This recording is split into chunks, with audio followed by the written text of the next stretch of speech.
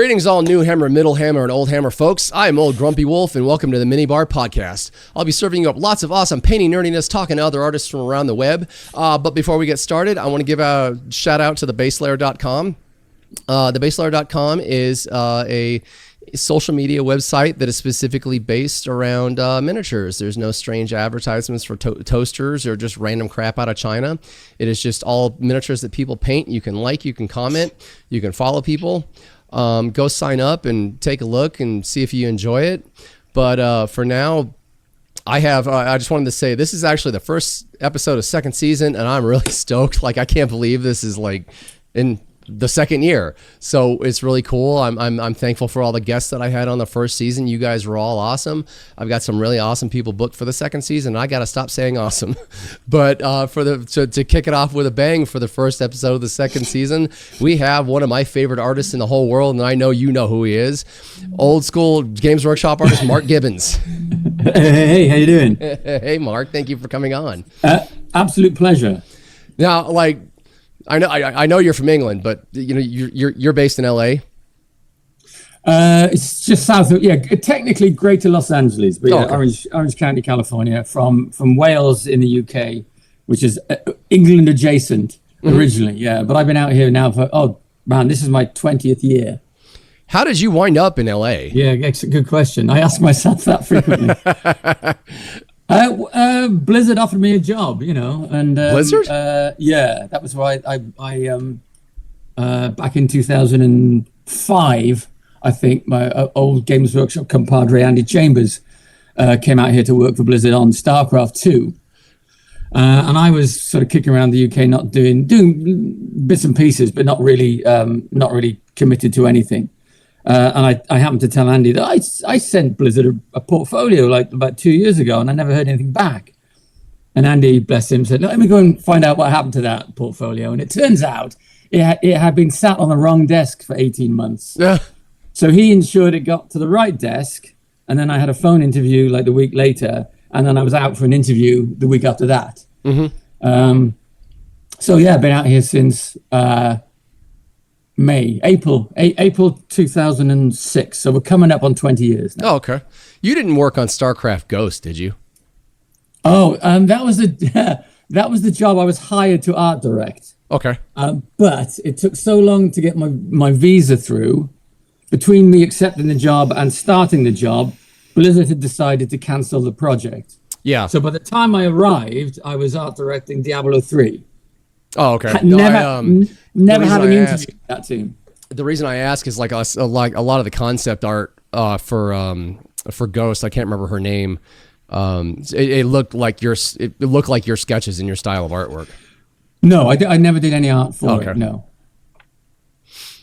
Well, that's actually interesting. The owner, the guy who runs the local Warhammer store here in town, he was around at some point with GW when the whole StarCraft thing came about, and Blizzard, from what he told me, Blizzard had approached Games Workshop about making it 40K RTS, and they had a bunch of assets done already and whatnot for the game, and at the time Games Workshop's like, no, it's not our thing, we don't want to do that. And I mean, so many years later, I bet they're kicking themselves.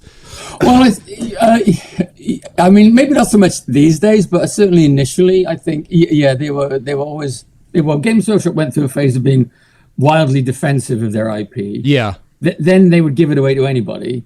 Then they became defensive with it again, and it's sort of it depends. It vacillates. But yeah. The story's gone through various different iterations. As I understand it, Blizzard made an RTS, fantasy RTS, and with Warhammer assets. Yeah, Warcraft. Pitched it to Games Workshop, and Games Workshop said, no, we don't think so. So Blizzard said, we're going to make it anyway. We'll just change the assets around, and thus Warcraft was born. Yeah.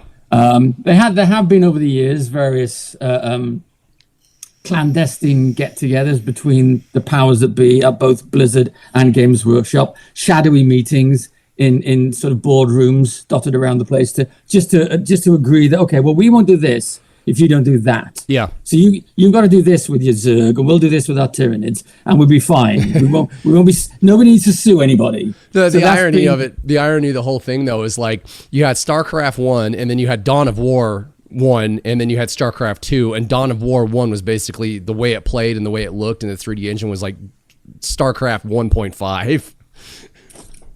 Well, yeah. I mean, it's a small industry, really. Well, it was like the stopgap, because I think that what was like a 12 or 15 year gap between StarCraft 1 and 2. Right. And right. Well, then the lead designer of Dawn of War came to work at Blizzard anyway. Oh, really? Diablo. Yeah. Oh, okay. Jay Wilson. Yeah. Well, to actually like get into the show, just instead of rambling yeah, about we could video just carry game on. stuff. I wrote some questions out for you last night, actually at like 2:30 in the morning. Are we gonna address the fact that we turned up looking like we're cosplaying each other? Great minds think alike. This is not coordinated, viewers. No. I'll start with the question that I normally start the show with is I know you do paint, but like what got you into the hobby in miniature painting, or just like wargaming in general? Dungeons and Dragons. Okay. Oh, prior to D&D, because that's how far back I go. I started gaming in the days before Dungeons and Dragons, so mid 70s. A new kid had moved to my school, and he had an older brother. And they would have like gaming nights or weekends. You'd go around their house, and they had all these. I'd never seen this sort of stuff before. Sort of permanently laid out gaming tables with terrain and everything like that. And I was just captivated by it. And back then, we were playing. There was like a skinny little pamphlet rule set for Middle Earth tabletop games called the Ring Bearer, and you could buy miniatures from various different companies and put together your little armies of elves or wolf riders or whatever it was. So I just found myself captivated by that. I'm assuming that was influenced by Lord of the Rings. Yeah. Given the name Ring Bearer. So the ring. Yeah. So the Ring Bearer. It was quite sort of choreographed. It was designed for the player to recreate the journey of Frodo and the ring through Middle Earth, to do it sort of narrative tabletop thing. But the rules were, that's cool. There was enough information contained within the rules to actually go, we're just going to play pitch battles, we're just going to do whatever we like, whatever armies we get together, we'll fight. You didn't have to tell the story, you could just fight random encounters. So that's what got us all started. And then one Saturday, one of the guys turned up with the first copy of Dungeons and Dragons. We'd heard about it, and at the time Games Workshop was the only place you could buy it in the UK. They were importing it into the country. And we had our first game of D&D, and that was it. I was sold. I've been, as a kid, I would do art, and I would draw and paint stuff. But as soon as I started gaming, all my art suddenly had purpose. I was painting characters for the games. I was doing maps. I was writing little adventures and running little scenarios and things like that. So that I would say, truly a gamer before I was really an artist. Okay. I mean, odd question. I have to go digging through it. Did you actually do any artwork in the Rogue Trader book? No. Before my time. Okay. What was I doing when that came out? No, I was still in school when that came out. Still in high school. Oh, I'm not that old. I'm old, but not quite that old. I think you got a good like 10 or 12 years on me. To roll along with that question is, how did you wind up working for Games Workshop? Persistence, really. Hey. Yeah. I mean, well, I sort of came to their attention as a figure painter, because that's initially, and I won a couple of Golden Demons back in the day. In 1990. But I've been sort of pestering them for a while, sending them artwork, and none of it was really, my stuff was very kind of cartoony at the time. And although there's sort of Games Workshop back in the day, there was a wide range of art that you would see, and art styles you would see in the product. But my stuff was still a little too immature at that point. Yeah. And I'd been sending John Blanche copies of my sketches for about 18 months, and then eventually I did one. And he went, yeah, all right. Yeah, okay. You stop sending me stuff, please. We'll commission some stuff. And I think, right, really, to shut me up. And I think the first commissioned work I think I did a couple of pieces for Advanced Hero Quest for White Dwarf, but the first proper projects I got involved in were the expansions for Space Hulk, which was Deathwing and Gene Stealer. Oh, I was just moving those boxes around today. Right, yeah. So those are the first two projects that I was genuinely, involved in. Oh, okay.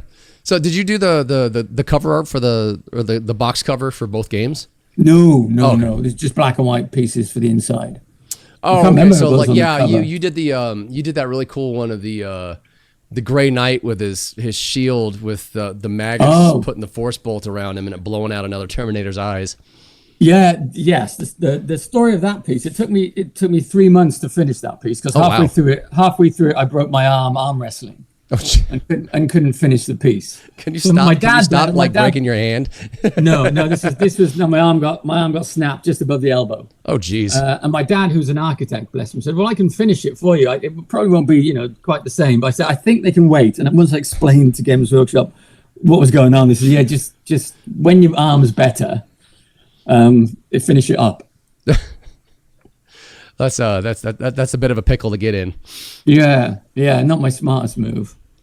Yeah, because I remember seeing, tons of us. Anybody who grew up in the '90s, especially during the red era of Games Workshop. I mean, your stuff was all over the place, and I ended up going to a high school here in town called Las Vegas Academy of Performing and Visual Arts, and it was like one of the first magnet schools in Las Vegas, and I majored in art there, and I want to say like sophomore year when I started getting more into more shaded things with like blending stumps and whatnot. Your artwork really stood out to me. I sent you a couple of pieces that I copied of your work when I was in high school, and I mean you were one of the biggest inspirations in my life for that style of art and that style of illustration. And I mean even your colored pieces. I was talking to Gobo Girl the other night. And I mentioned you were coming on, and she's like, "Oh my God, he's the one who did the cover for the old Orc Codex, didn't he?" I was like, "Yeah." She's like, "I love that picture." That's awesome. Oh, thank you very much. So like a lot of us old Hammer folks, even some like Middle Hammer, New Hammer folks, you're just an icon of what we grew up with and how we imagine these characters, especially since you drew them in such realism, which was really cool. And I like that, back then. Everything was very cartoony. Everything was very over the top still. Everything was very, just kind of fun. Whereas like everything now is like so realistic and grimdark and. Well, I think, I think it was very kind of you to say. I think I very much came from a sort of a comic book inspired background. So my stuff was, I think, naturally kind of punchy and dynamic in the way I drew it. And then it was just sort of adapting that. From what would be a more traditional comic book style, which is just hard black ink, into the fully shaded stuff. But there was such a breadth of style, back in the 90s at the studio, because obviously you had people like John Blanche, myself, Wayne England. I mean, and Dave Gallagher. At the time, we were the only 4 artists in house. Yeah, is Wayne still around? So we kind of did all of it. Wayne passed away about a decade ago. I'm sorry to say, yeah. But yeah, and his style was so idiosyncratic. Nobody else's work looked like Wayne's. But Games Workshop were happy to have one of his Chaos Dwarves sat next to one of my Chaos Dwarves, sat one next to John's Chaos Dwarves, sat next to Dave's cover painting of, and it was all like, no, this is how artists interpret the Chaos Dwarves. Who's to say what they really look like? That was the sort of welcome. It didn't have to be, well, no, this is for the sake of corporate identity, they all need to look like this. It was all like, yeah, whatever works, whatever feeds the fire of creativity and imagination, and the desire to collect in our players. That's all that really matters. You came on right when right before Ansel sold the company, didn't you? I when I started freelancing for them, I think he was still in charge. But by the time I joined the studio in '92, Tom Kirby, they had moved from their old little ramshackle Enfield chambers down onto Castle Boulevard to the new sort of open plan corporate. Well, let's say corporate. It's not. It was all contained, open plan, sexy studio. I thought it was an awesome place. But my fellow artists from the previous generation, people like Adrian Smith and Paul Bonner and Steve Tappin did not like the change. So as I was arriving, they were leaving. So we sort of passed in the hallway kind of thing. That was it. So I when I turned up, it was a real skeleton crew there of artists. So it's like that's the reason if you saw my art everywhere, it's because I was doing everything, because we only had 3 black and white artists to do all the products. So yeah, we were busy bees. Oh, I bet. No, you were. He briefly knew of you. I had last season. I had Tim Prow on. Oh yeah. And him and I, like we kind of delved into that strange year of the transition from Ansel to, you said it was Kirby? Tom Kirby. From Ansel to Kirby. And I've had numerous arguments with people online. I stopped arguing. I just don't care anymore about that year transition from RT to second edition, where McVeigh and Tim and I don't know who else was in it. I know McVeigh was the one that was heading it, but like the whole style guides for all the different chapters started coming into play. Goblin green bases became standard. Like just really standardizing the aesthetic and the brand recognition of the corporation itself. And I've had guys tell me I'm like, dude, that's second edition. Like Tim's old flat color Blood Angels, the RTB-15 Marines. Those are technically second edition because they were Goblin green bases. And I've had guys, no, those are Rogue Trader. I'm like, no. And then Tim and I go over on the show about that transition from Ansel selling to Kirby buying, and then transitioning from Rogue Trader into second edition, where anything with Goblin green bases is second edition, because it was in full development and the full style guide was in effect by that point. There was a direct. I was at the studio. I think I was at the studio. I don't know. Maybe I wasn't. Maybe by then. But I distinctly remember a directive coming down from somewhere on high when there was a phase. It was quite a short phase. It was maybe 6 months, when the quality of painting from the heavy metal team intentionally plummeted, where everything was pretty much painted flat and unshaded. Yeah. And this is the direction from on high that featured miniatures had to be painted to a quality that your average painter could achieve. And it took a while for the argument to be made that your average painter can paint a lot better than this. We should give them credit, But there was they readopted that in the early 2000s too. Oh, did they? Yeah, when they went to third edition, I remember I got out of 40K for a little while, and I was a couple of years. From 18 until I don't know, maybe 17-ish till about 18 or 19. Anyway, it doesn't matter. Like early 2000s, I went to a hobby store near my house I was like, I want to start painting again. So I went and picked up a couple of models and some paints that I was missing. And I was looking through White Dwarf and looking through the painting guides and stuff. I'm like, wow, what the hell happened to the painting quality? And maybe. I don't know who the hell I was talking to, but somebody mentioned that Games Workshop dropped the painting quality from second edition for a little while to make it so people could feel like, anybody could achieve what was being shown. And then from there, now my painting bestie, he ended up unloading a giant moving Tupperware box of White Dwarfs from the early 2000s all the way until the 10s on me. So I've got another couple hundred issues of them. But chronologically now I can actually see from that point where they dropped the painting standard again, and then they started ramping up, and it's permanently stayed ramped up. They never went back to it after that. I mean, the counter argument to that, we have to make it simple, is that White Dwarf should be aspirational. You can paint this well. It's not that hard actually. And here's a whole bunch of tutorials and an amazing vast range of paints to help you do it. So I never really understood that. We have to dumb it down. Yeah, modern White Dwarf. I haven't really looked at them. Like I've poked through a couple, like at my local when I'm standing there, waiting, just talking to the guys at the counters like that. But I've noticed that one big thing is starting in the 2000s. It was really toward the mid 2000s. They started really featuring a lot more of the staff's miniatures in there, like staff army, staff painted stuff. You didn't have to be heavy metal staff to get your stuff into White Dwarf. And I also noticed they started really toward the 10s and into the 10s. They started featuring a lot more customer based stuff as well. And it was actually nice to see. I mean, versus growing up in the 90s where on occasion, you know, like the back cover of White Dwarf, you'd maybe see like one of the guys from one of the shops over in, you know, like Bristol or over in London or something like that. Oh, here's the guy from Bristol shop is his White Scars army, or here's this guy's Dark Angels army. But that was the extent of the non-heavy metal stuff you see featured in White Dwarf outside of Golden Demon.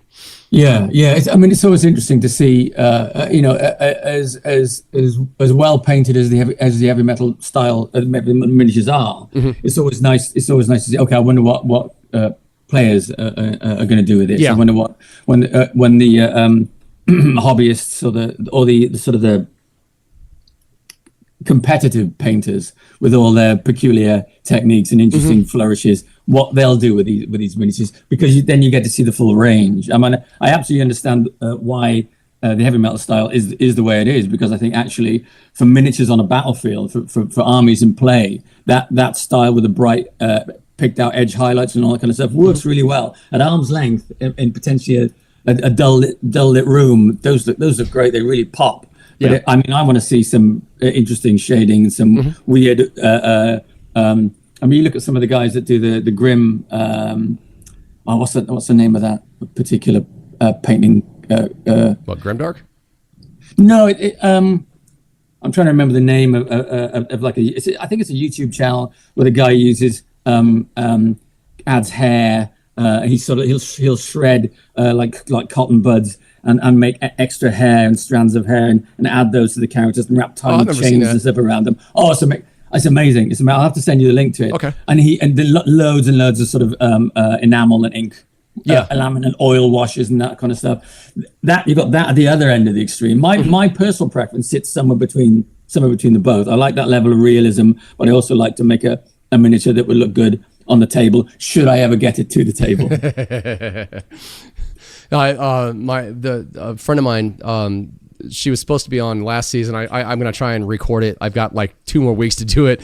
Her microphone was completely screwed up. So she was on the show, and it sounded, everything was muffled. Like her mic just wasn't picking up for some odd reason. So I've got to redo the hour and a half show with her, but she coined the term grim bright.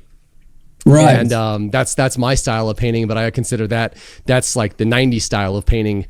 And it's funny it was like the turn signals on the back of your Space Marine's legs, right? Turn signals? Yeah, on the two.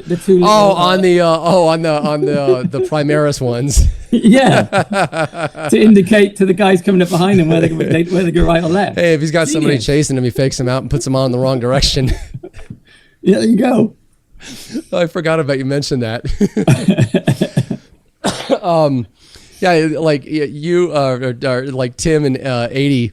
I mentioned Grimbright to them. They thought it was really funny. They're like, "Oh, that's a good idea. That's a good way of referring to it." And the shirt I'm wearing right now, I'll bring it out eventually. I'll send you one when I get more printed if you want it.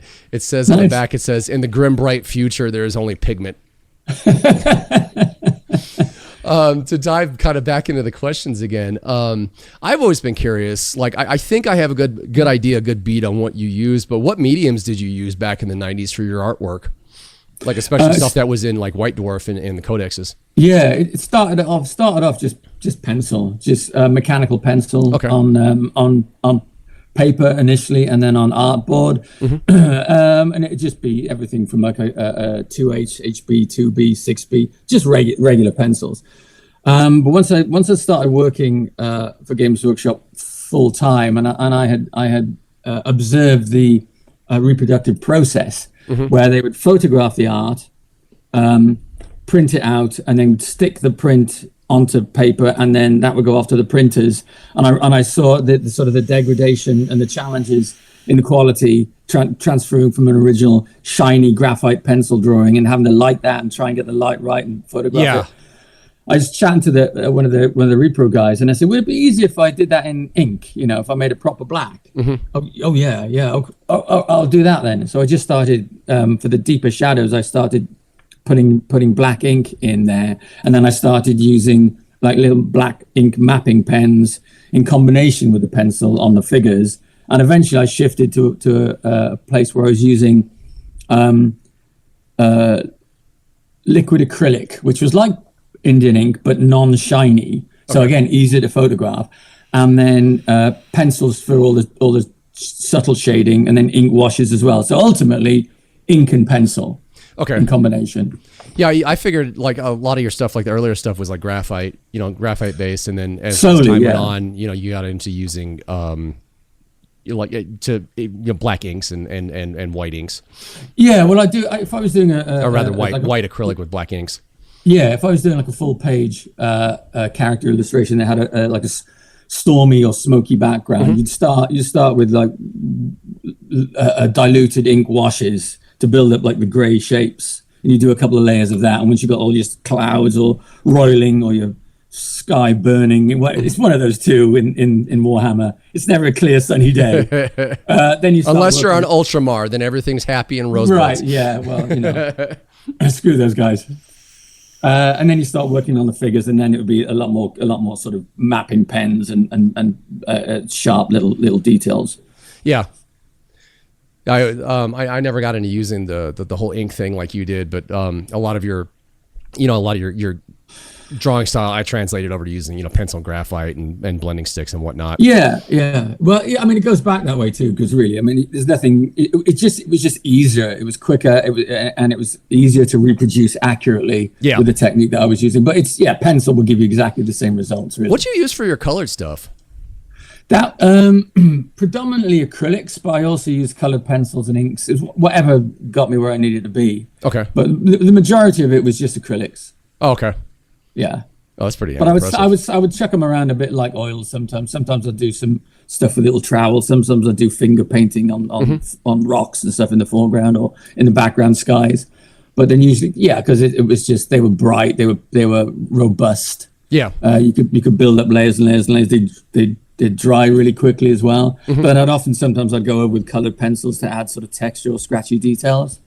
So, Yeah, I was always really curious about that in high school. Like seeing your stuff that you did. Like, I mean, just key color image that pops in my head is the cover for the Orcs Codex, right? Gosgol, and I was because of print quality at the time, you could never quite tell like how certain color images were produced. I mean, now print media now, the resolution's so high that you can tell if somebody's using mix of watercolor and colored pencil and whatnot, but. Right. Back then, the DPI was not, it was offset press, right. So it just wasn't nearly as high as it is now. So like seeing the Orcs Codex, well, also too, like leading into the next question, how big were a lot of your pieces that you did for, like like Bjorn the Fell-Handed or the Orcs Codex cover or the Space Wolves captain with the big orange mohawk? I mean, sometimes it just depended on how big I happened to draw the sketch. Sometimes it depended on how big a piece of card I had to hand. It would vary. It would vary dramatically. I mean, I think when I at the time if I was doing the sketch, if I thought, there's going to be a lot of fiddly detail in this one, I'll do it on a bigger sheet of board. But it was not. There was no rules. I mean, a Bjorn is actually quite a small one. Bjorn's probably only about that big. Well, like 11 by 17. The Orc cover's huge. Oh, okay. It's huge. But it would be like, well, whatever. I'm not sure. As the mood took me. I mean, some of my early ones are tiny, like that size. Some early black and whites, really little ones. There's one that just popped into my head. That's like one of my favorites. You did was the Howling Banshee. On the dancing on the side of the knocked over Space Wolves Rhino. Yeah. She's big. Okay. She's big. But yeah, if I look at any of those old pieces now, I can't believe I was able to draw that. I couldn't do it anymore. I would have to do it big now. Yeah. Because my eyes wouldn't support me doing it. Well, I mean, you got so small. You got artists like H.R. Giger, and most of his stuff is you see it. It's in books and whatnot. It's it's really small, but I mean, most of Giger's stuff was ginormous. Yeah. A couple of his pieces that people say are from Aliens that they were used as references for Prometheus, but they were actually pieces of concept art that he did for Dune. Dude, they're like the size of walls. Yeah. Yeah. Well, that was when I saw, I mean, a lot of his stuff is sort of entirely airbrush. And I'm going, how was he getting that? How was he getting that precision with an airbrush? It's because it's 8 feet tall. Yeah. And you're seeing it reproduced that big in a book. So, everything tightens up, Speaking of, did you actually ever get into using airbrush, or have you just been traditional, kind of like a graphite and whatnot? I did. I used the airbrush in school because my dad was an early adopter in the 70s, and he was an architect, and he would use it for doing logos and stuff. And I remember dragging it into school occasionally, or if I had an exam and I wanted to paint some clouds or something, much to the chagrin of my classmates who are trying to concentrate on their paintings, and I've got this compressor chugging away as I'm showing off with the air. Yeah, back then they were not quiet. No, terrible bloody things. But I didn't. I'm trying to think if even when I started at workshop, I remember one of the first color pieces I did. It was for the cover of Plague Fleet, which is a Manowar expansion. It's got a big. Oh, I remember. Big purple roiling sky, and I did all that with brush. And I remember Dave Gallagher coming up to me, who was an advocate of the airbrush, and I'd spent like a week crafting this sky, and he came up and shook his head, said you could do that in an afternoon with the airbrush.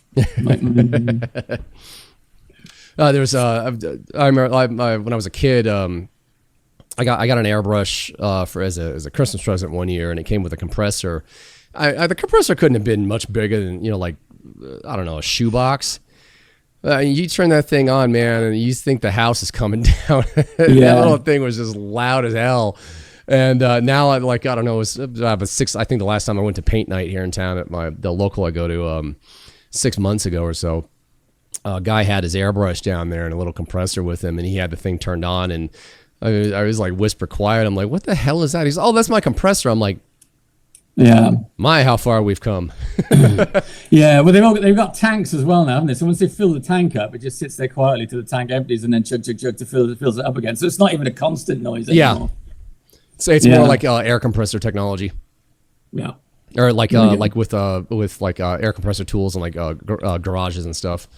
Right. It falls down to a certain point, clicks on, fills the tank back up, and then you're good for. Well, I have one. I have a compressor now for miniatures, and I've never used it. I bought it with the intention of, everybody's got an airbrush. I got to get an airbrush. And then in the time before I bought it, and I bought a decent airbrush, and then I didn't use it, and then a year later, everybody's gone on about, you don't need an airbrush. You just get a makeup sponge. So I was like, really? And I tried a makeup sponge. I go, oh yeah, that's great. I'll just do that. I never got into the airbrush thing for miniatures. I've had people like jump on me. Oh, you should get into using an airbrush. It's like, no, I'm good. I'm fine. It's the maintenance that bothers me. It's the upkeep. I'm a really sloppy painter. I'm burning through brushes. My workstation back there is an absolute tip.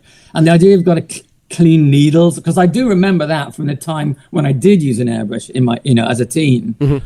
The pain of unclogging the needle. Oh my God. I've only got a limited window in any given day to paint toy soldiers. I don't want to be spending it cleaning out my bloody airbrush. Yeah. So I'm like, no, I'll just wash a makeup sponge and we're good. Well, I mean, brush maintenance in general is just a pain in the butt. I've gotten a lot better about how I actually rinse my brushes out now to keep paint from filling up the base near the bulb.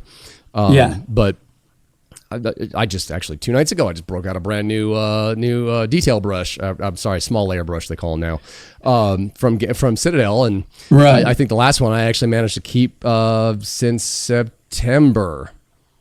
Nice. I was burning through the nice quality Kolinsky sables, and it's like this is terribly wasteful, and I will destroy a synthetic brush in a night. So I do have to now. I've got brush soap now, so I do clean my nice brushes regularly. I thought about trying some of that stuff because I think water ends up causing the bristles to get kind of brittle. Well, we've got a lot of hard water out here, so I don't think that's good for them. If I had distilled water, if I wanted to get very fancy, that would probably help. But tap water is just, I see what it does to my shower. I'm sure it's not doing much good to my brushes. I was born and raised in Las Vegas, so hard water's all I know. Oh, there you go. Yeah, I think that's what you guys have out in California too. Yeah, seems to be. But I was gonna try some of the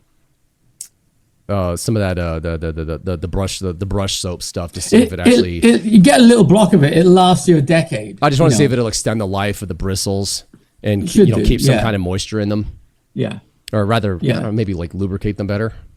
Well, the problem with them is that if you get paint up into the ferrule, at the top where it connects with that's what I was looking for, is ferrule. It just displaces the brushes, and they'll just... So the brush soap, if you get the brush soap in there, and clean it all out, it should dissolve all the paint, and should certainly extend the life. I was using I started out when I figured out how to clean brushes, like when I started painting in 24 again, I was using rubbing alcohol, and it would pull all the crap out of that out of that area of the I can't talk, out of the brush. Right. Okay. Yeah. But I think it really dries out, because it's rubbing alcohol. It's going to dry out the bristles really quick.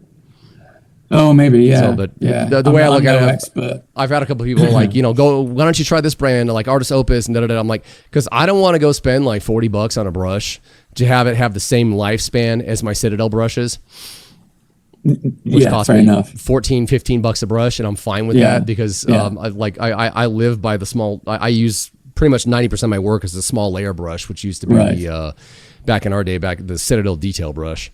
Right. Yeah. And when they start getting worn down, then they turn into fine detail brushes.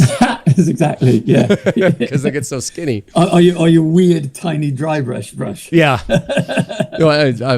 People are like, "Oh, why don't you go buy the dry brush?" I was like, "That's what the Citadel medium layer brush is for now. Just beat the crap out of those things, dude."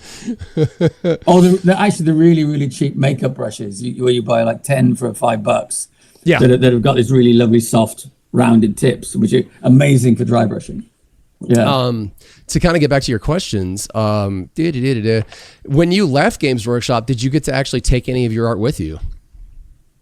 Oh, they sent it all in a van a couple of years later. Say, we get this crap out of our building. It just turned up in the back of a van. Well, yeah, it's all digitized by that point. Yeah, once they scanned it all in, they ran out of space. They ran out of storage, and they just said, we want a shot of it. So yeah, it just arrived, and it was like 300 pieces. And then even when I went back there, because I went back to the studio in 2004 for a little bit, they ran an ad in White Dwarf. If you have been a Games Workshop artist in the past and have art with us, please get in touch, because we'd like to give it back to you. Go get your stuff.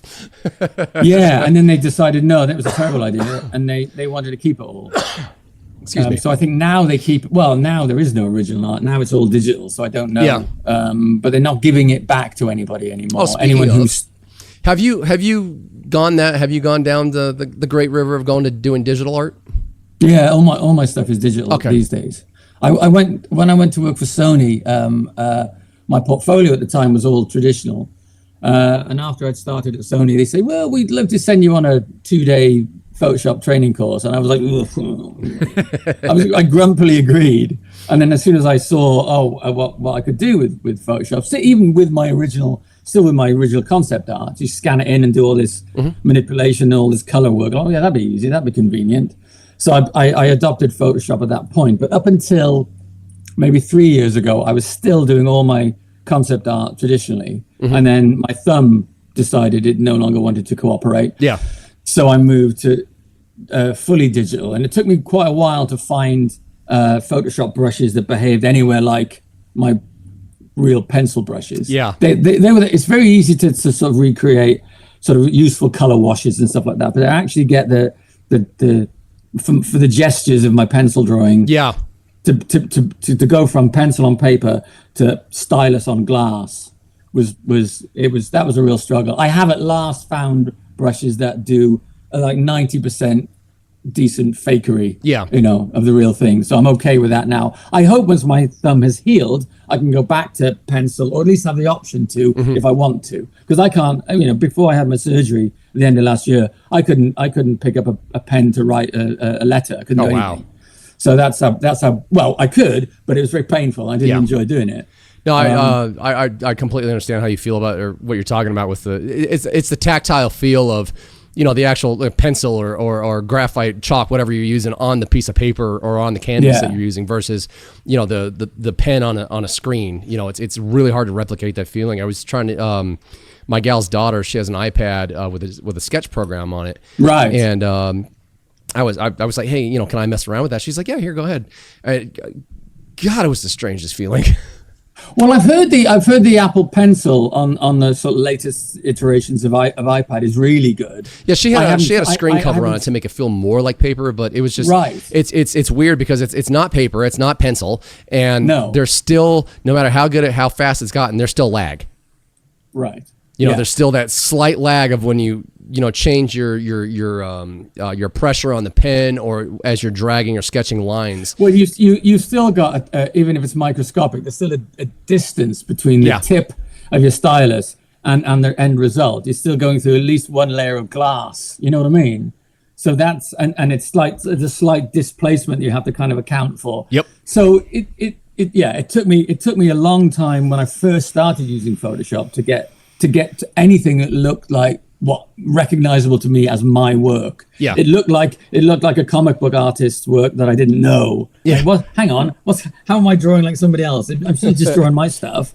But it took a while for me to go, oh, okay, I need to do this, I need to do that. Jim Lee magically took over your hand. Yeah, well, that'd be nice. Yeah. I still look at his artwork, I'm like, I hate you.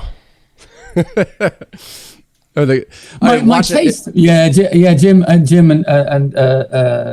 Todd McFarlane, and those guys were like, when I remember when Image Comics started up in like the early '90s, that was everything. My tastes have changed in more recent years. I like artists. I've moved away from the hatching. I like the graphic block, hard blacks and stuff like that. People like Mike Mignola, obviously. Nice. Jock. I didn't start liking his stuff until I got into like my late 20s. I finally started appreciating what his art style. Yeah, me too. Initially, I looked at his stuff and oh God, that's really strange and seems crude and peculiar. But it took me a while. It's like an acquired taste. It's like developing a taste for great beer. Well, you're not going to like it the first time you try it.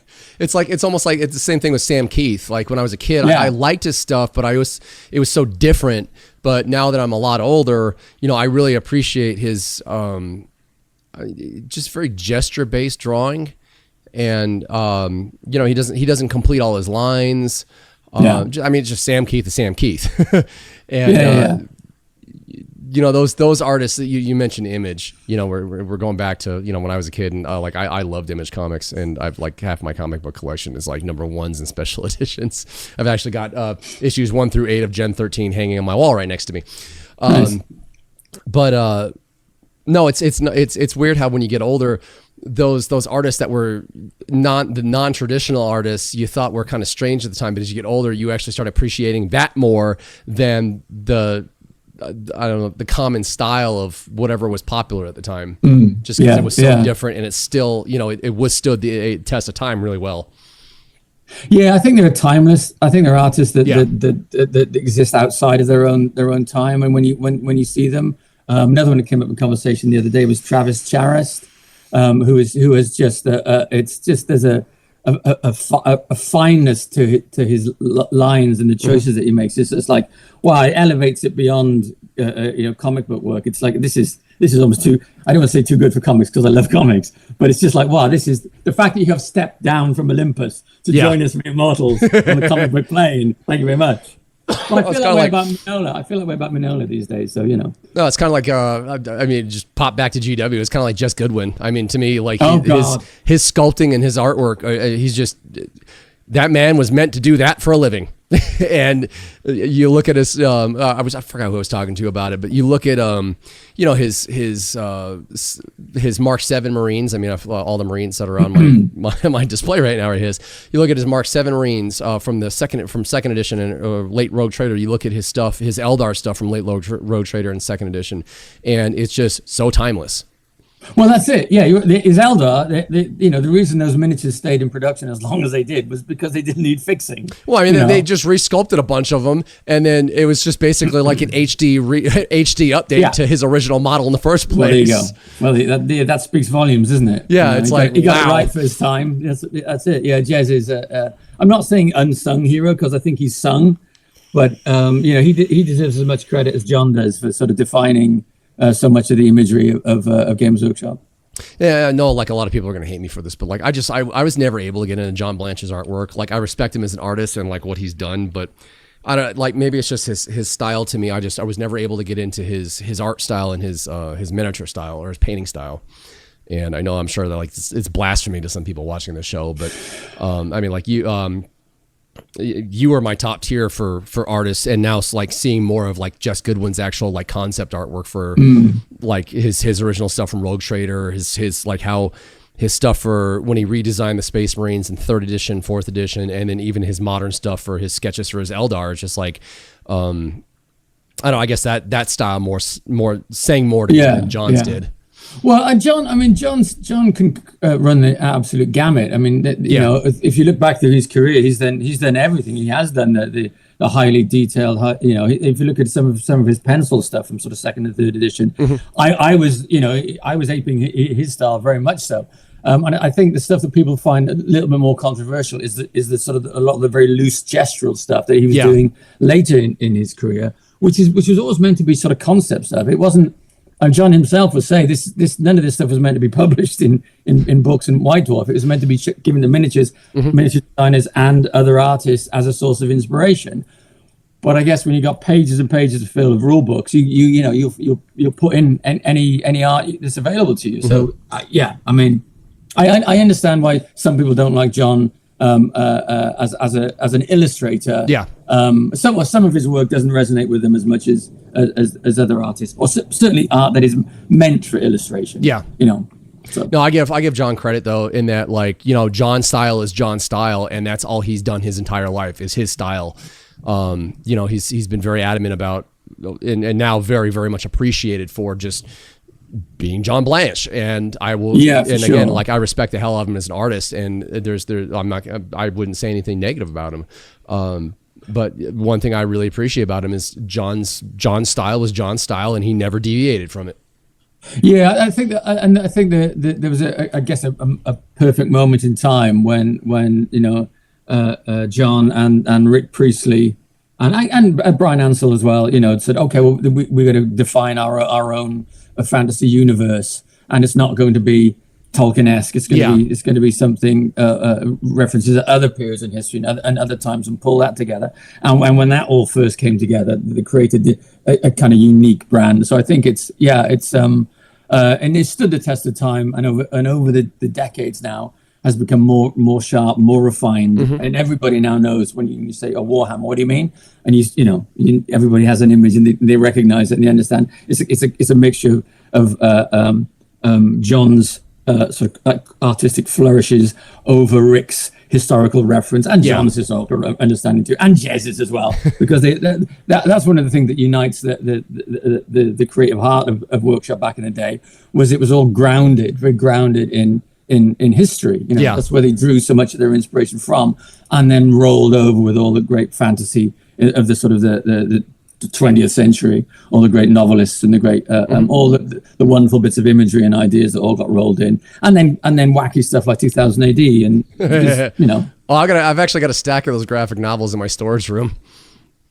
My aunt found out I like Judge Dredd, so my aunt lives in England. When I was a kid, she started sending me like every Christmas or every birthday, I'd get a new 2000 AD graphic novel. And the funny thing, I was going through them, and there was a character, she had her own graphic novel I forgot about, Durham Red. Oh yeah. I mean, like, looking through that artwork in that comic book, it was a mix of like digital artwork and hand drawn stuff, and I'm like, dude, this is back in the 90s. There still isn't anything that like looks like this. This is really good. No, you're right. Yeah. The one piece that does stand out still to me in my head, like, it's actually probably one of the few pieces of John's that I really do like, is that his drawing of the Emperor on the Golden Throne.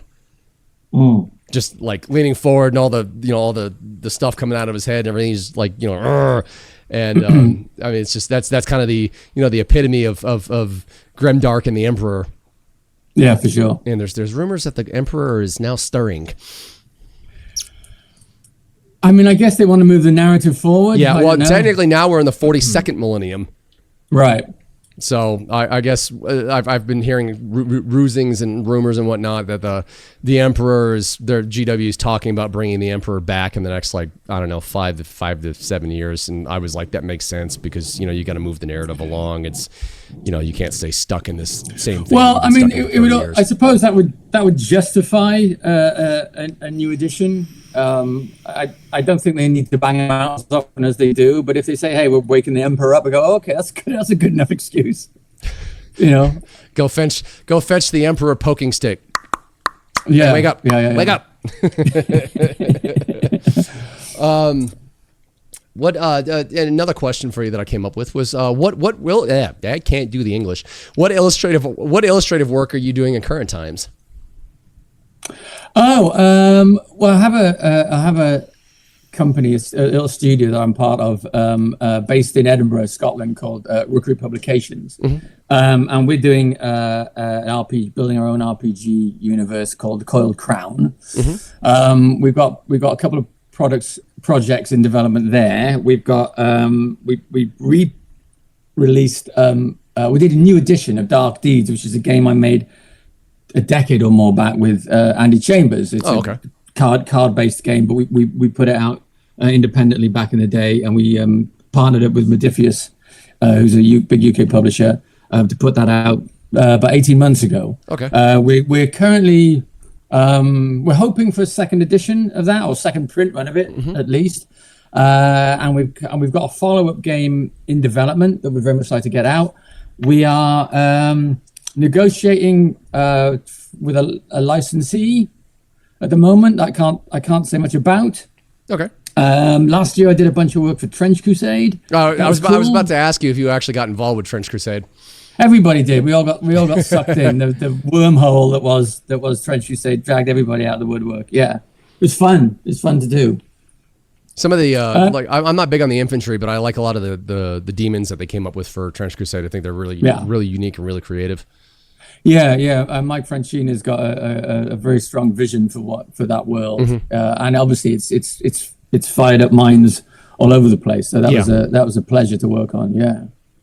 Yeah, I guess they're running into some troubles right now with like what happened with the Kickstarter and whatnot. But it seems I guess they're going like the route of having pre-made plastic miniatures versus STL files. Well, I mean, supply and demand has been a big thing. Obviously, when you a Kickstarter takes off like that, the challenge is how do you fulfill all the orders, and then the STL or even the resin market is great for small scale. Yeah. But once you achieve the kind of success, bless you. Oh, no, I was sick last week, so I've still got that really nagging cough. Oh man. But once you achieve the kind of success that Factory Fortress has with Trench Crusade, in order to kind of supply that rabid community now, you kind of got no choice but to go to hard plastics. Yeah. Because they are expensive to make initially, but so easy to produce en masse subsequently. And distribute, and get to stores, and because retail is ultimately where when you build an audience of that size, you need to kind of put the content in the shops. Yeah, if you don't have shelf space, they're not a cottage industry now. They were very briefly, but now they're a player. Yeah. And in order to kind of feed the machine, the hunger that the beast of the Trench Crusade has become. Plastics is sort of like, oh, Craig, that's what we're gonna have to do. Yeah. I don't know whether they're gonna if they plan to still do STLs in any kind of limited fashion.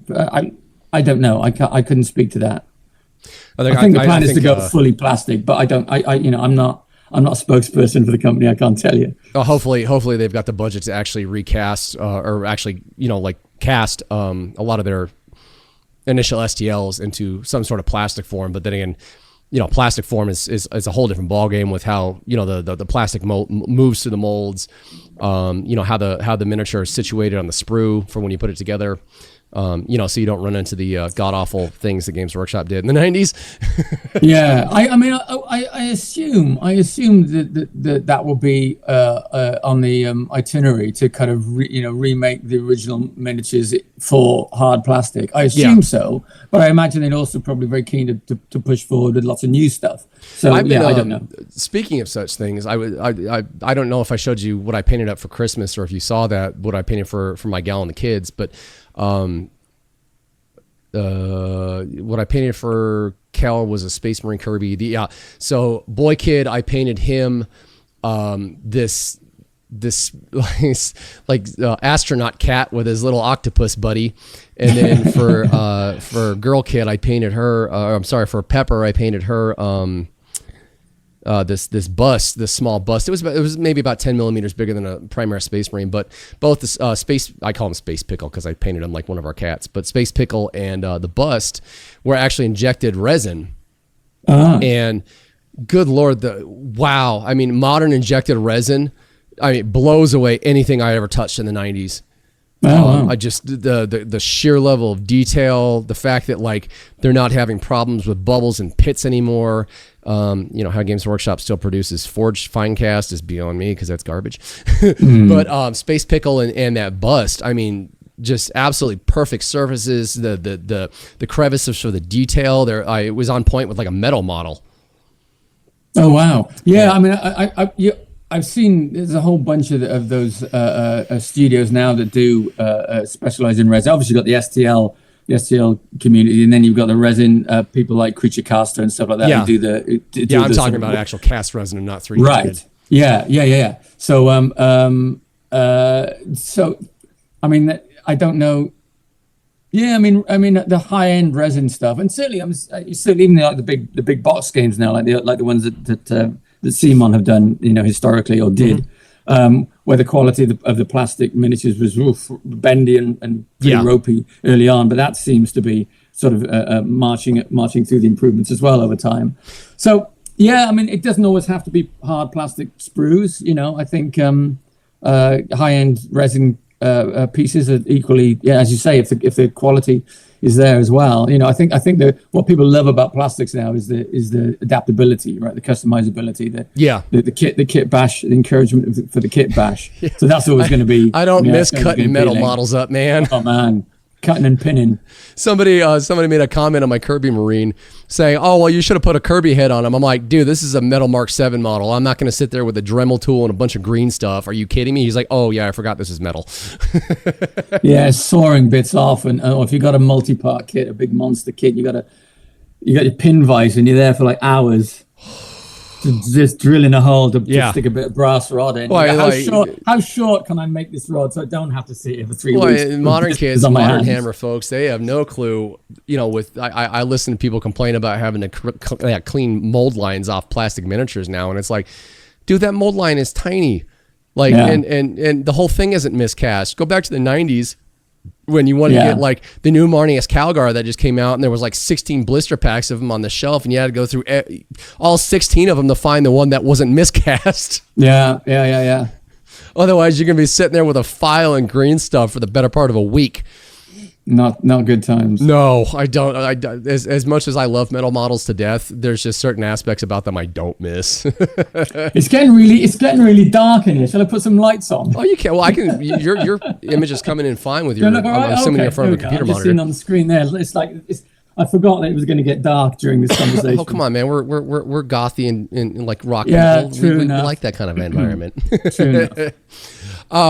Touching on kind of going to some of the normal questions for the show, with your desk in the background, what brands of paint do you use and do you like? Anything. Do you have a preference? Yeah, anything I like the look of. I've got a bunch of.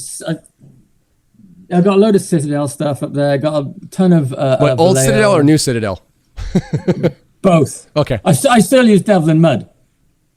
Devlin Mud. That was the precursor to Agrax Earthshade, wasn't it? Yeah. Okay. I think so. Yeah. So I still got little pots of that. AK Interactive. I got a bunch of their weathering powders and stuff. I like a lot of the Vallejo game color. Well, I've got the game color and their military ones because I like to model use, color. Yeah, the model color because Yeah. I like to use sort of desaturated base colors, and then I'll glaze that with more saturated stuff. Are you still using the old ones, or are you using the new ones? I couldn't tell you. Both probably.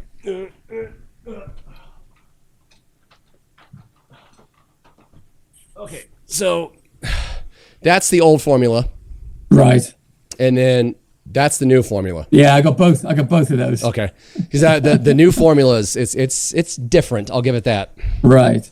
I have to say the metallics, the burnt iron is like my go-to for as a straight metal anything that because it's the particles, the metal particles in it are so fine. I find when you paint, you don't get any of that sparkly fake metal. When you paint it on a thing, it looks like you've just got a piece of metal there. Yeah, it's amazing, and it takes all sorts of washes, and you can do some weathering on it. You want to put some rusty iron over the top of it. I love them. I love their stuff. I haven't ventured too far outside of Citadel yet for the modern metallics. I actually just recently bought AK's version of, going back to the old Citadel color line from the 90s. I bought their version of bolt gun metal, chainmail, and mithril silver, and I've kind of putzed with them, but like I'll get more into using them now because I'm changing up my style a little bit, but I'm still very reliant on modern Citadel's metallics because, like, regardless of the formulation change to the paint and to the acrylic medium, they still kind of work like they did in the 90s, and they still kind of look like they did in the 90s. And where's my favorite? Oh, hang on.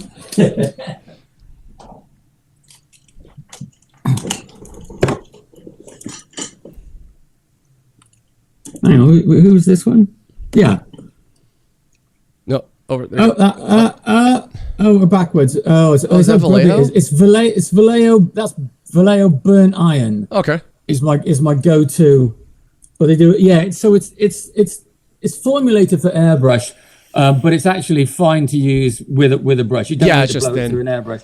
So there's a burnt iron, there's a bright iron, and honestly, those two on their own, it's like and they do a brass and these were a revelation when I first, because what I'll do, I'll be at my local gaming store and I'll have a browse through the paint racks, and if I see something I haven't seen before, I'll go, I'll give that a go. Yeah, so I've got racks of paints and I use about 20. I went when I picked up the end of last year. I started painting it a little bit in earnest, and I went to my local games workshop as well. And the guy in there was really nice and really helpful. I said, all right, I'm going to spend some money here today. I'm going to buy a bunch of paints. And there's a whole bunch of colors I hadn't seen before. I will try all those. And I had been briefly seduced by contrast paint. Ultimately, I don't use it as much as I thought I would. Yeah. Because I'm not. It's great for if you're painting over like textured surfaces, fur and stuff like that, and cloth with lots of creases. It works well, but it's horrible on anything smooth. Yeah. It's horrible on unless you dilute it or you mix it with. Yeah, I dilute mine down and use it like ink washes from the 90s. But the idea that it was going to be a miracle cure for all your painting ills, it didn't turn out to be that way. But there's still I use them in conjunction with other stuff. Yeah. I initially I thought the contrast, excuse me, the contrast color thing was a little wonky when I got back into painting. I didn't quite understand it, and I was seeing what people were doing with it, and I was like this is kind of taking the skill out of painting, or like kind of giving me kind of a cheap and easy way of doing it. But that was the whole reason they were kind of invented, was a cheap and easy way of doing it for people who aren't really pursuing the whole like getting good at painting thing. They just want to get their miniatures painted on the table. I mean, they're great for them. I approve of 100%. But like for seasoned painters, like they do have their uses and they actually do work well, but they're usually never used in the way they were intended to be used. No, which is fine. Yeah, what I realized is that I'd see people that maybe they've been dragging their unpainted grey plastic around for ages. They saw the contrast and great, I can just just undercoat and then just slap a couple of the contrast paints on. Hey, I've got painted army, and that's awesome. That's infinitely preferable to unpainted.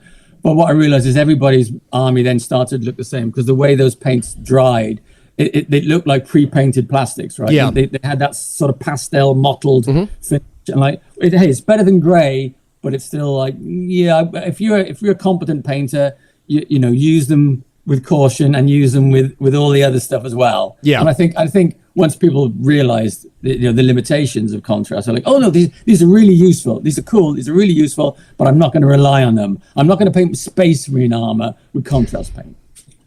But not on its own, anyway. I've seen some. There was actually a new one that came out today, but just some of the painting tutorials that Games Workshop has on their you know their Warhammer Plus or Warhammer TV and then their YouTube channel, and some of the tutorials I'm just like, oh god, facepalm. Oh, I can't. Why are you teaching people this?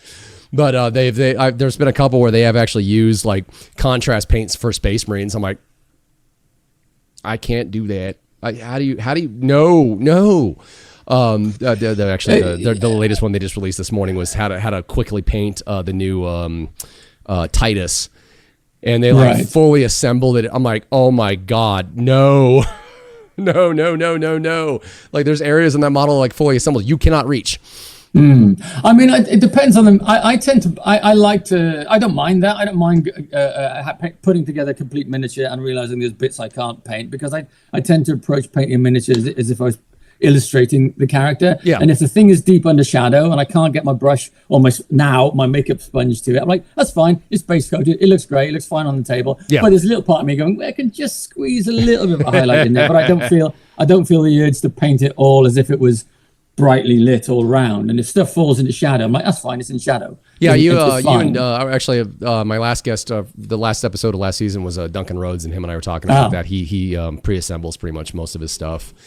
And I mean, if a miniature is particularly complicated or there's real awkward depth to it, and it's just going to be a real pain to manipulate it while I'm painting it, then I'll do it separately. But usually, if it's like, it's an overhang where the sword goes through or the arm comes through, I'll go, that's fine. And I just imagine shadow falling down from that. Yeah. And I don't feel the need to get everything painted in an equally bright sense. So I'm fine with stuff falling into shadow. It's fine. Yeah, I'm like, I have to paint everything in sub-assembly. I'm like, I can't do this. It's equally valid. But like, that's just kind of how it's been since, I grew up, learned how to painting in the 90s and all that. And, it's back then, you pretty much, anything that you saw in White Dwarf was always painted in sub-assembly. Like everything was painted to the T. And I guess I've just never been able to get out of that mindset of like, okay, I'm going to slap all these guys together and just do a basic paint job on them. I'd be sitting there going, it would just irritate me. It would irritate my soul. It's like, okay, the backside of his bolter isn't painted. I can't sleep tonight. I mean, I think it depends what you're painting. Your aim. I mean, if it is to paint a single miniature to the best of your ability, then that's one thing. But if it's like, I want to paint an army, I want to get out and game with it, so I've got to paint 50 of these, then painting them all to a standard that is acceptable and ideally looks great on the tabletop is also is every bit as valid as an approach to take. Yeah. And then maybe lavish all that of the attention on your character models or your big monster and stuff like that. And when you see a force assembled, all painted well, yeah, I mean, for me, that's more exciting than this single perfectly painted miniature. I'm finishing up right now, so I can move on because I've changed my style of Blood Angels yet again. I'm trying to finish off 2 RTB-15 Mark 7s. The Sarge is actually in the lower left corner of the screen right now. Oh yeah. I'm working on the last 2 models for that right now, and working on them over the last. I've been taking it really slow because I got burnt out painting because I was going nonstop from August until December with Las Vegas Open, and then some project I did for my local Warhammer store, and then Christmas presents. I was painting like every day nonstop, and I was like, I gotta take a break. But slowly working on these RTB-15 Mark 7s. Like they look good. It was the same style I used for my Blood Angel painting tutorial, and then they look good. But I'm just like sitting here painting them. I'm like, I can do so much better now. I can do so much better now. I can do so much better now. But I know, like when I make their little display case and they're all on their display plinth and whatnot, I'll be like, okay, I'm happy with them. They all look good again. Yeah. So and I have to keep reminding myself like that, like the like the old Thunderbolt logo. Actually, they still use it. The black and white Thunderbolt logo that goes on the leg. Since I'm painting them at different times, they're not all exactly the same size, but they are the same style. Right. And I have to keep reminding myself that like I did that with my Sneaky Beaky display, and I was like so obsessed with the detail of like, oh, the judge is going to see this. They're going to, they're going to mark this down. It's going to look like crap. No, I ended up taking a silver medal for my Sneaky Beaky display. So congrats. I have to. I'm reminding myself right now as I'm painting some Space Marines right now, which is the first time I've painted actual Space Marines for a very I can't 30, 40 years probably. And I've got my magnifying painting lenses on, so I can see all the detail. And I have to remind myself that I will be taking them off, and I will be looking at these miniatures from arm's length with my blurry old eyes, and they look fantastic, whatever I do with them. Oh, I'm thankful that like my vision, I'm very nearsighted, so I really haven't lost much of my ability to see up close. I mean, it's kind of it's gotten a little less as I've gotten older. Like where my vision sucks is seeing at a distance. Like you asked me to read a sign 12 feet away, I'm not going to be able to read it. Right. But in that instance, I'm just thankful. And the funny thing was when I got back into this, my eyes would fatigue really quick, and I couldn't focus as close as I can now. But after 2 years of it, I've actually gotten able to hold the miniature a lot closer to my face. Not as much as I did as a teenager, but enough to where like I think I'm doing something right. Right. Yeah. I mean, my eyesight was fine until I hit my sort of mid 40s, and I realized I needed. Don't say that, man. I'm turning 44 this year. I needed glasses to work. And then over the years since, I've ended up swapping out glasses that I used for working like that, and now glasses that I use to look across the room. Funny thing is, my eyesight has deteriorated. I went to I needed it. It'd been like 10 or 12 years since I'd gotten new glasses, so I went. I think it was. Oh hell! It was 20. Yeah, it was 24. I think like winter, spring of 24. I finally got these things. And finding small frames now is like really hard because I'm used to, I've had small frames for most of my life, and I'm used to being able to just to glance down under my frames and have my normal close-up vision. And I'm at the optometrist picking out frames and stuff. I'm like, oh, try this on. They gave me glasses like yours. I'm like, I can't do those. I've been wearing this style of glasses for like 30 years. I can't switch.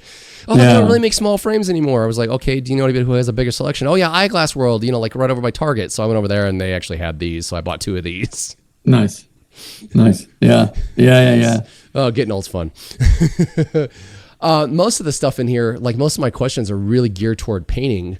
I was gonna a good one for you, since we kind of touched on it a little bit, is how do you feel that old games Workshop compare to new ones, and not just like in their technical respect, but like just overall aesthetics and maybe fun? In terms of miniatures, or just in general? I mean, like the old Rogue Trader 2nd edition style stuff versus modern stuff. And everything else in between. I mean, yeah, I certainly appreciate the advances in technology. I certainly think. I mean, I was when plastics first came out. I thought, no, I'm never going to be, excited about plastic miniatures. They're awful. Look at them. How times have changed. Yeah. The idea now, you've got to get metal. I'm like, are you kidding me? What is this? The Stone Age? In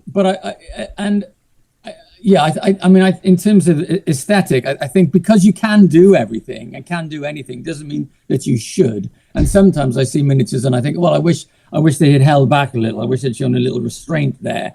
And so I have miniatures in my collection which I will de-spike and de-detail to simplify them down a bit. I've got an old 6th edition Plague Marine army. The time was a Renegade army. This was before they brought the Death Guard out as a unit, and the whole army is kit bashed from Loyalist Marines and Forge World Death Guard conversion kits. And I now have a few of the modern Death Guard in there as well, but they look weird because the scale they're way bigger. But I've gone in and then shaved off a lot of the spikiness or the bone growths and things, and the tentacles and stuff, because there's a purity in the overall shape that I want. I like to see in my army, my miniatures, and of course plastic gives you the opportunity to do that with it, fairly painlessly. But yeah, I mean, I'm a fan. I'm certainly a fan of Citadel generally in terms of the miniatures that they make. Yeah. But also there's a load of independent studios as well whose work I really admire. And I'm always like, oh, I'll pick up some of those. And I'm a bit of a butterfly with that kind of stuff. I rarely paint anything approaching an army. I mean, I started. I would begin with all. Well, you play too, don't you? Huh? You play too, don't you? When I get the chance, okay. not a great deal these days. But when I realized that I was not going to put armies together, so I should stop buying like boxes of 2 or 3 units with intention of starting an army. Mm-hmm. And instead, I'll go out and buy like the Underworlds kits, right, where you get like 3 to 5 miniatures, because I can manage that. Yeah.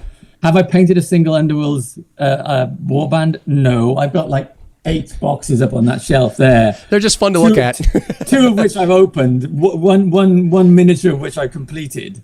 So I'll paint one. That was fun. All right. Do I want to paint the other 2? Oh, another 2. So I flit from miniature to miniature, and I keep telling myself, don't paint at least one unit of something, and then go and buy something new. Dude, it takes me like for those 5 Beakies, and now for the 5 RTB 15 Mark 7s. Dude, it takes me a whole year to paint like 5 models. Yeah, because I've got other projects going on. I think the one time I banged out an entire unit was for LVO in October when I did my Space Wolves. And that was a solid 3.5 weeks of painting 8 to 14 hours a day to get those ready. But that's like the first time I've ever just sat down and be like, I'm doing a whole squad. Right. Normally it's like, I'll do like 1 here, 2 there, 1 here, 2 there, and the next thing I know, it's like a year later. Yeah. I think my Plague Marine army took me 18 months to put it together, and then the first time I took it out I was still at Blizzard. I took it out I don't know if they still got it, but they had a weekly game night. So the cafeteria would be taken over by tabletop gamers. And my first night out, my first opponent, who was a pretty hardcore tournament player, just tabled me in 2 turns. It was so depressing. Oh, speaking of Blizzard, have you seen the new StarCraft tabletop? They actually made it. Is this the one from Archon Studios? I think so. Yeah. I haven't seen it yet. I knew they were working on it, but I haven't seen anything from it yet. They look pretty cool. Tested out. I think a single miniature I saw that would look really cool, but I haven't seen the full set yet. I think they were like showing full demos of it and letting people play at what was it at not Adepticon, at Golden Demon Games Day in Europe this past one. Oh, cool. I forgot what it's not actually Golden Demon, it's not Games Day. It's called something else now. I forgot what it. Warhammer Day or no, it's I don't know. It's Games Day. It's Games Day. It's not just Warhammer. It's Golden Demon, but it's not just Games Workshop there. Like all the paint vendors are there. Like a bunch of different European brands and stuff are there. So no, that's Bring Out Your Lead. I can't think of the name of it. I don't really pay attention to it too much. Speaking of things, you remember back in the day where Games Day and Golden Demon in the U.S. used to be hosted 4 different places, and now it's just Adepticon in Milwaukee. Oh yeah, dude, that sucks so bad. If all the stuff I'm putting together to sell on my automotive brand, if I can move it all this month, I might actually be able to go to Adepticon to compete in Golden Demon. But nice. I'm just sitting there. I'm like so frustrated because we used to have Golden Demon. We had one of the Golden Demons out in LA. So that's like a 4-hour drive for me. And it's like, my gal and I could just drive out there, Saturday morning, enter my stuff, futz around, go back on Sunday, pick up, if there's any awards, pick up my little pins or whatever, and then just drive back to Vegas. We just have to have a hotel for a night. No, going to Adepticon, we got to go out on a Friday, rent damn hotel room for the whole weekend, stay until Sunday, and then either fly back Sunday night or come back Monday morning. So I mean, you do have you got the Las Vegas Open, right? But that's not workshop. That's not a Golden Demon thing, is it? No. But Virgo's Vault hosts the painting competition there now. Okay. Virgo's Vault's actually blowing up all over the place. Like they're hosting they're hosting competitions all over the U.S. They're hosting a couple in Europe now, and so nice. I think they're really rising up the ranks as far as being like one of the top tier painting competitions, kind of like what's that one out back east? Crystal Brush? No, Nova. Right. Yeah. You got Golden Demon, you got Nova, and I think now you're going to start seeing like Virgo's Vaults events being that's cool. Pretty much the same level. Yeah, I mean it's nice. I like the numbers. I think the greater competition is always good. When it was Golden Demon for so long. I think having other in smaller competitions like the Cult of Paint do one in the UK as well every year, which is awesome. So I think the more the merrier. Oh, was that the one that was just recently done? Like you'd actually enter online? Oh, they do an online one. They do an in-person one because they have an event. I think in May.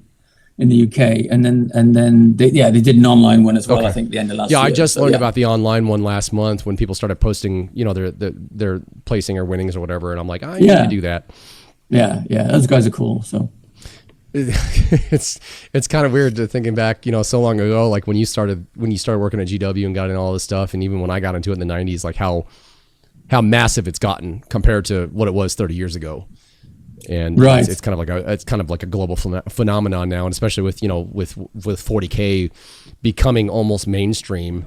I was sitting around when have you watched Kill Lupercal? No. On Warhammer TV. No, I don't have one on my TV. It's during the Horus Heresy. It's like this Titan crew is out, like doing what Titans do and blowing stuff up, and another Titan crew says we've obtained information that Horus is on Earth. He's like 10 feet away, and like so these two Titans go and try and hunt him down. But watching it with my painting bestie, like, dude, I'm so amazed. Like watching these Titans walk around, these warlord Titans, and they're not the same warlords that we had way back then, but just watching the animation of when it's walking and watching like the chains and the shields and like little things bounce. And never in a million years as a kid did I ever think I'd see those things animated lifelike on screen, man. It's nuts. And like watching that Amazon the secret level thing with Titus. Oh, that was just so cool. Nice. Yeah, I mean, we're seeing that. Obviously, for years there have been like FMV sequences in the video games, and you get a little taste of what that could ultimately look like if it made it to animated shows. Or live action now, even with old Henry doing his thing.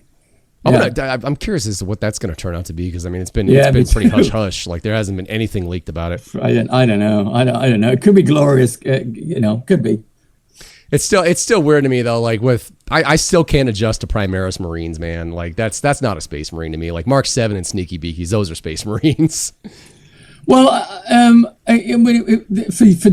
years there was the sort of the rumblings that Workshop wanted to rescale them because they were just too small compared to everything. Well, they were 25 mil and suddenly 28, 32, and they should be towering over the regular humans, and they weren't. So I think that Primaris was the acceptable face of that rescaling. We don't want to invalidate everybody's armies overnight, so we'll just introduce a new strain of Space Marine. That'll be fine, won't it? Yeah. Well, I go into what you were saying earlier about like carving off detail and stuff like that. Speaking of Space Marines and things of such, the one thing that drives me nuts about modern day Space Marines and modern day miniatures are the size of the rivets. They're so freaking small. Oh, I hate painting rivets now. Like trying to do my Grimbright style on like when I was painting my Lamardes with his bolt pistol. Right. Trying to get that the orange outline around the rivet, and then have the rivet like a bright yellow or almost a white, and not accidentally flooding it over into the orange. It's like, but I think the one irk that I have where it's hard for me to adopt Primaris as the modern Marines or the standard Space Marines is like I hate painting Primaris Marines. There's so much. I don't like all the extra detail on their armor. Like the extra, the extra pieces on their legs, all this. I wish they'd made like they have, the outline of the chest of the chest muscles on the armor. If they'd have smoothed that out, or if they'd have run that down to where the stomach tubes are, it would have been fine. But it's just it's such an odd space to try and highlight. That's so squeezed in right next to the Aquila. It's like, well, if you're gonna paint them grim bright, then that's what you're gonna have to deal with. Yeah, I know. I don't paint. So if you just took the big old makeup brush and just went. I tried doing something like that on on a sneaky beaky, a modern sneaky beaky. That poor model, he's like 17 different colors. But I tried doing that blotchy thing with him. I just got like, I can't do this. It's like rubbing the gray in the wrong way. No. Really quick before we get out of this, I actually wanted to jump into your Instagram feed, and the one thing I screwed up was I didn't actually look for your. There we go. I didn't pull your thing up. I don't honestly. I'm Facebook more Instagram. I wanted to updated in ages, but yeah, by all means, to talk to you about just a few of your pieces. I'm actually trying to limit this. I'm not actually diving so much more into people's artwork that much anymore on the newer version of the podcast, because according to Instagram or YouTube analytics, that's the least watched portion of my show. A good buddy of mine, this is actually one of his favorite pieces. All right. And was that looks like it's pencil. Yeah, I think that's all. Was I using ink at that point? I might. You know what? I can't. Hang on. I can't. I thought I had it here, but I can't remember. That was. No, I think I was using some ink for that as well. I think the darker tones would definitely be ink washed. Okay. Pretty certain, but ink and pencil, yeah. No, just curious. Like, do you remember how big he was? I've got him in the other room, but. Oh, really? He's probably about that big. Oh, okay. Yeah, for some reason, I don't know why I pictured these things being so huge. But again, that would have been one of the bigger ones. Hang on, have I got it? Let me just while we're talking, I can open a high res image of it and have a look and tell you whether that's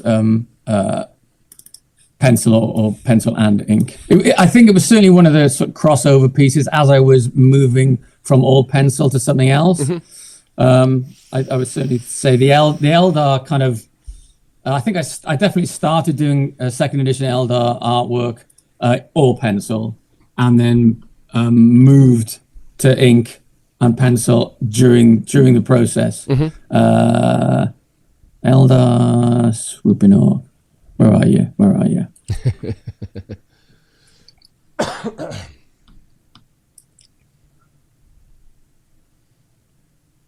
You can carry on talking while I'm looking for it if you want to. There was you and I were talking about this on DM via Facebook. Oh yeah, the old Bureau on the Fell-handed. Yes. Oh, swooping hawk. There he is. Hang on. Yeah, that's definitely got to be ink. Okay, yes. Yeah, the swooping hawk is ink. It's ink and a bit, and then pencil. Okay. When I've just opened it up on my screen to see it closer, and it's it's liquid acrylic and pencil. Yeah, because that's how you get the smooth finish on all those all that bodysuit. Mm-hmm. It's a little more challenging to do with pencil unless you're using the just your little smudging sticks and stuff like that. Yeah, I was always really big on using those. Yeah, me too. They were a staple part of my arsenal. What did you call them? You call them blending stumps, blending stumps. Yeah, I call them smudgy sticks. Sticks. I wasn't sure in the UK because that sounds a bit more. That's what my gal would call them. She'd be like, "Oh, they're smudgy sticks."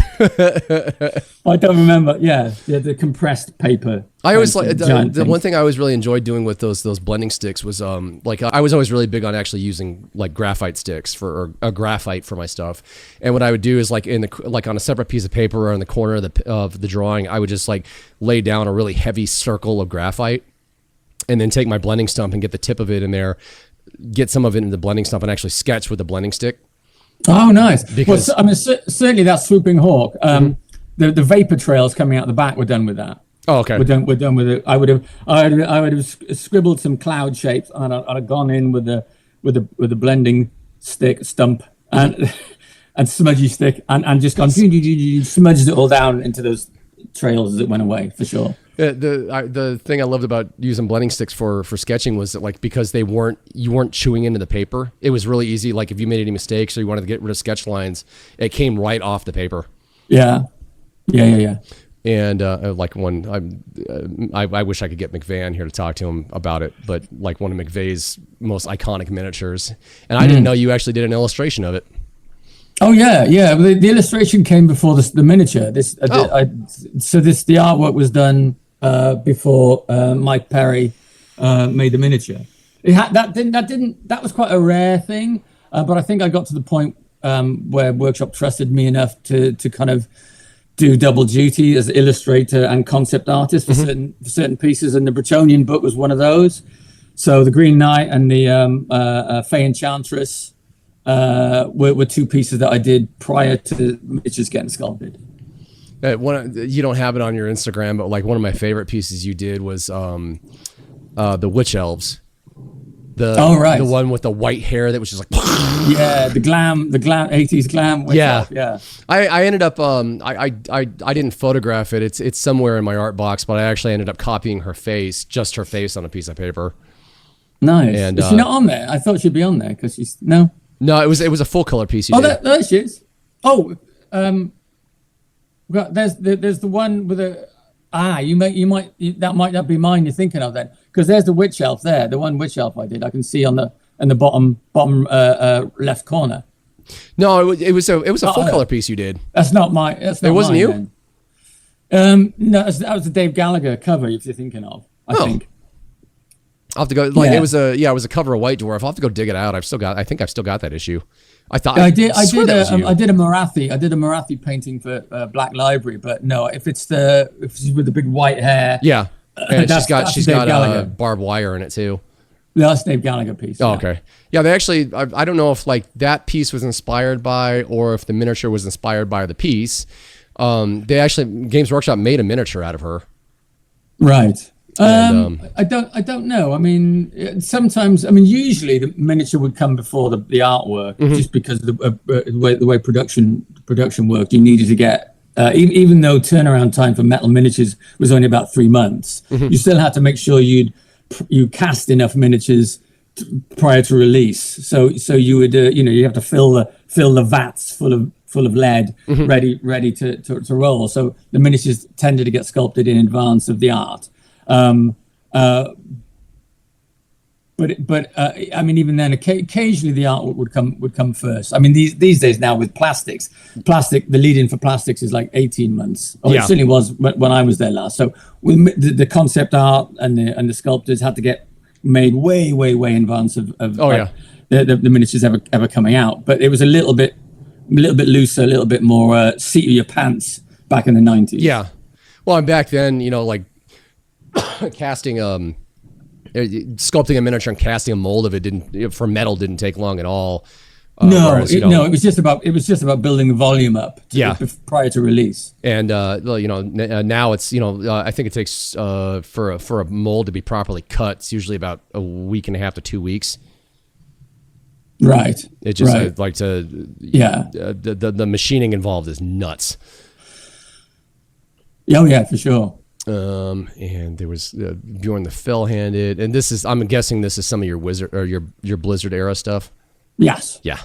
For the trading card game, and then ultimately, I guess Hearthstone. I don't know if some of these pieces made it to Hearthstone. And this is digital. Over a pencil sketch. Yeah. Oh, okay. Yeah, I can always kind of tell. Like it's easy to recognize digital, like on the dress down at the bottom, where you just kind of like you're overlaying colors in Photoshop. Yeah, and again, a lot of this stuff, because these were for cards that were physical cards, so the artwork was tiny. Yeah, you could afford to be loose and a bit sketchy on it, because all that would tighten up enormously when shrunk down to printed size. Yeah, it's my browser for OBS. Like when I click off an image, it zips right back to the top. Oh, this is this is kind of cool. I hadn't looked at this before. Initiates of More. What was that? What was that for? The Warhammer Fantasy Roleplay 4th edition, which was 5-6 years ago, I think. Oh, okay. So that was the for Cubicle 7. They did the 4th edition and the current and upcoming 5th edition of Warhammer Fantasy Roleplay. This is how I met Andy Law, who's a partner of mine now in Rookery, because he was he wore many hats at Cubicle 7, including commissioning art director. So we first got to know each other when he was commissioning pieces from me to work on Rough Nights and Hard Days, which is an adventure book for 4th edition of Woofrup. Okay. Yeah, the whole fantasy side of things, I never paid a whole lot of attention to. I was always dug into 40K. I like to bounce back and forth. I like the it's always one is always a palate cleanser for the other. Mm-hmm. When you spent so long doing Space Marines, it's nice to jump off and do a goblin once in a while. Gobos are fun. Yeah. With all that you have on Instagram, I know you've got a lot more, you've got more on your Facebook, but I don't have this thing hooked up to my. I'd have to do a whole thing to get out on Facebook. But out of all the stuff in here, do you have a particular favorite that you want to talk about? No, not really. I mean, when I share artwork, I don't. It's hard sometimes for me to find a piece that I'm comfortable talking about, because like a lot of artists, I don't think a great deal of much of my work. So it's kind of like, yeah, somebody else likes it, it's nice. But I'm kind of like, it's all right. Because I look at it and all I see is everything that's wrong with it. Thank you. You can't help that. My gal hates that. She's like, oh, this thing looks great. I'm like, all I see is everything I hate. Yeah, so there's only one piece of my artwork that's hanging up here. And that's the poster I did for Metallica, because it's a poster I did for Metallica. Nice. And more than anything else. I still, when I walk past it, I still go, oh, that's not very good. That's not right. I should have fixed that. I should have changed that. But it's up there because of the cool factor. And, no other reason. So I don't tend to once my art's done, I move on. And I don't really want to look at it again. Oh, one thing I thought that was really cool. It just popped in my head looking at the Skaven. I know it's like way more sketchier than usual, but it was actually really cool that like in the 2000s, in White Dwarf, they actually started throwing your more sketchy stuff into articles and whatnot. You know this isn't the Skaven, right? No. What is it? It's Twitch. It's Twitch from League of Legends. Oh, okay. I never played that. But of course it's a Skaven. Well, just the style of the art, your more sketchier style. It was actually cool to see Games Workshop doing that, like taking your little sketches and whatnot and actually putting them into articles. Yeah. And stuff that wasn't necessarily big showpieces. Yeah, but when I joined Riot, they one of the jobs I did was to revisit some of their earlier champions, which were a little bit rough and ready, and. They said, "Oh, you know what these guys are like, these rap men." I said, "I'm familiar with the breed. Oh, do you want to take a go at Twitch? Maybe." So so it's not a Skaven. Not a Skaven, but is a Skaven. No, not a Skaven at all. Okay, so we'll go back. We'll kind of wrap the show up. What do you have at the end of the show? I always do shout outs. Is there anybody you'd like to do shout outs to? Oh, my Rookery teammates, Andy, Lindsay, and the other Andy. Who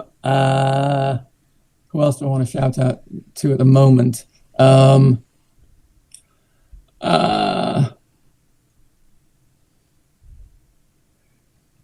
my apologies. I meant to tell you about this before the show started. It's all right.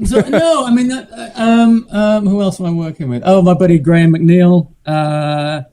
Who some of your viewers may know from his sterling work as a writer for Warhammer and Black Library. Mm-hmm. He's up the road in LA. We're both dealing with life out here at the moment. So shout out to him.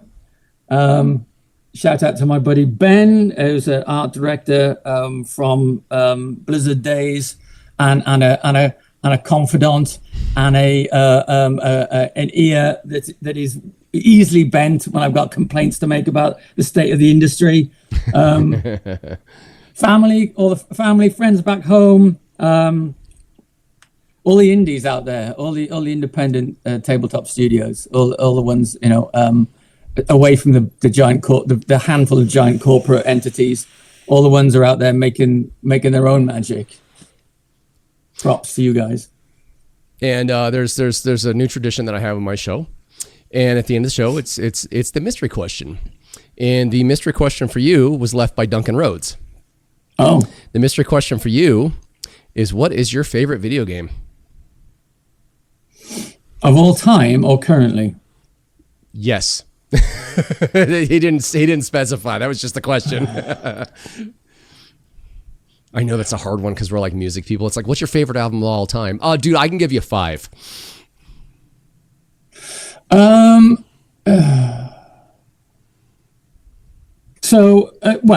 I not long ago I finished Baldur's Gate 3 at last, but I can't say that's my favorite. I'm going to go back to the PS2, and I'm going to say Ico on the PS2. I never played that. I always wanted to play that. It's fantastic. It's absolutely fantastic. Yeah, probably my favorite. It's a puzzle adventure, sort of isometric. A wonderful dynamic between the hero and the character, the princess you're trying to rescue. Yeah. It's wonderful piece of work. I always thought the art direction was really cool. Like the whole like everything was like the whites were really blown out, like the contrast or like the levels cranked up, oversaturated. Yeah, it was a real artistic achievement, and I loved it. And I didn't know it. If you play it, if you know the game, you know what happens on the beach at the end. And I didn't know that was going to happen. Don't spoil it. I never played it. And I still want to play it. I'm not going to say any more than that. But when I picked up the controller after I thought the game was over and it wasn't, oh my God.